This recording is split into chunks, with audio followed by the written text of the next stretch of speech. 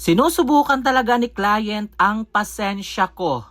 Charis! Nais nga ng ating client na ipariband itong buhok niya, mga sis, at grabe, hindi ko alam kung marunong pa ba ako mag-reband ng mga ganitong klase ng buhok.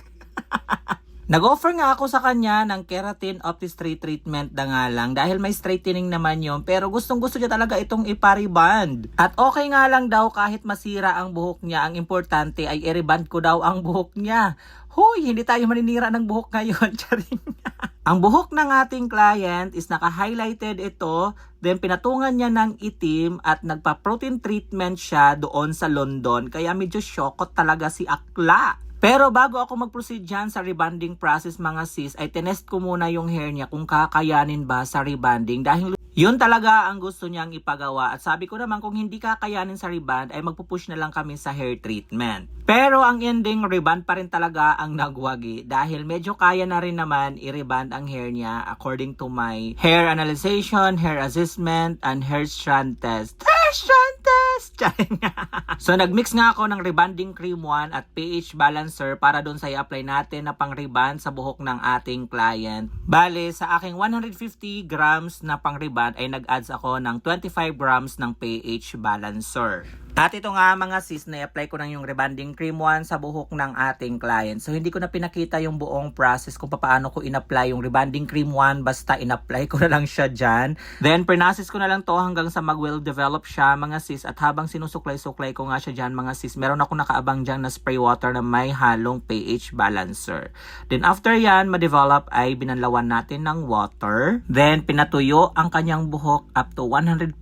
So ito na yung hair niya after natin ma-process sa rebanding cream 1. At dito nga lumabas ang mga chismis ng kanyang buhok dahil napakarami niyang putol-putol na parts. Then after niya na ipinansya at ito na yung naging result niya, mga sis. Medyo visible na dito yung mga highlighted parts niya. Pero uneven talaga yung kanyang color dahil nagkulay siya ng itim before.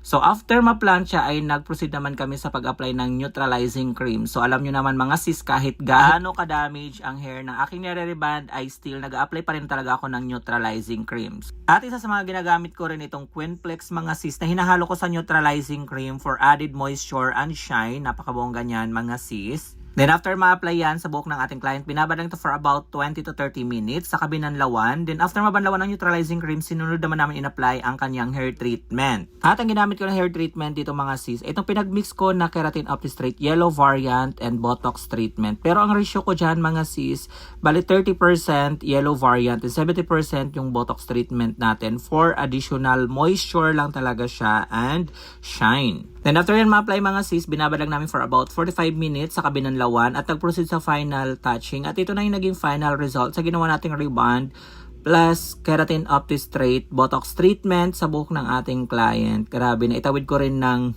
bongga pero may kaba. Charing. At hindi na nga rin namin siya dyan nagupitan, mga sis, or dahil ayaw talaga magpagupit ni client, gusto niyang i-keep ang kanyang long hair. Kaya nga sabi nga niya kanina, na kahit okay lang na masira ang hair niya basta rebanded. Charing.